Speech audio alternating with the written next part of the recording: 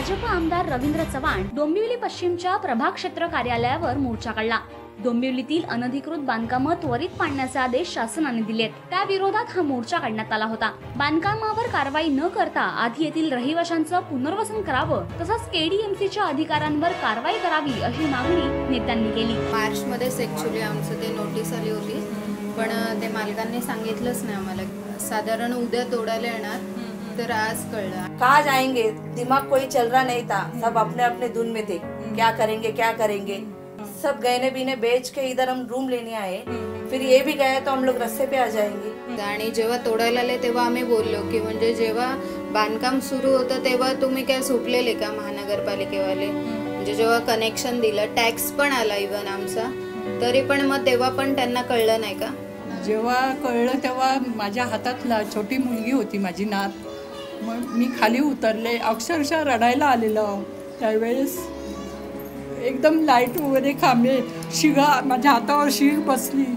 त्यानंतर आम्ही असं सगळे थरथरायला लागले, कोणच पुढे यायला तयार नाही। रवींद्र चव्हाण आके हम लोग को थोड़ा सा बढ़ावा दिया, दिलासा दिया।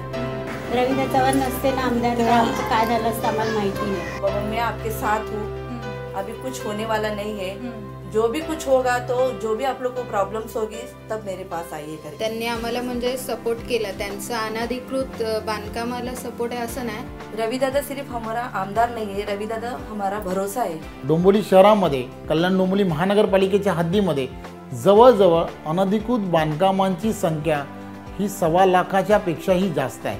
याची नोंद सरकार दरबारी आहे, परंतु हे सर्व होताना यामध्ये राहणाऱ्या नागरिकांना कुठेही त्रास न होता, त्यांच्यावरती कोणतीही हातोडा न पडता ह्या इमारतींना अधिकृत कसं करता येईल या दृष्टिकोनातून जेव्हा विचार केला तेव्हा माझ्या डोळ्यासमोर फक्त एकच गोष्ट लक्षात आली की भेंडी बाजार सारख्या भागाला सरकार क्लस्टर डेव्हलपमेंट सारखी योजना देऊ शकतं, तर डोंबिवली सारख्या एरियाला क्लस्टर डेव्हलपमेंट का देऊ शकत नाही?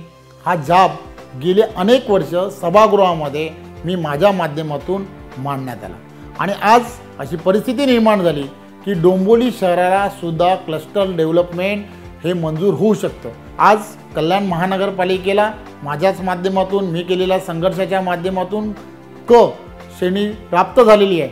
त्यामुळे क श्रेणी प्राप्त झाल्यामुळे आज ह्या शहरामध्ये स्लमसारख्या योजना येऊ शकतात। त्याचबरोबर क्लस्टर डेव्हलपमेंट ही सुद्धा या शहराला सहजपणे मिळू शकते आणि हा माझा असा प्रयत्न राहणार आहे। आमच्या सरकारमध्ये असा प्रयत्न मी करणार आहे की या सर्व योजना तातडीने मंजूर करून डोंबिवलीकरांना दिलासा द्यावा। तुमचं मत भारतीय जनता पक्षाला। पुन्हा एकदा रवींद्र चव्हाणांना 15 ऑक्टोबर 2014 रोजी।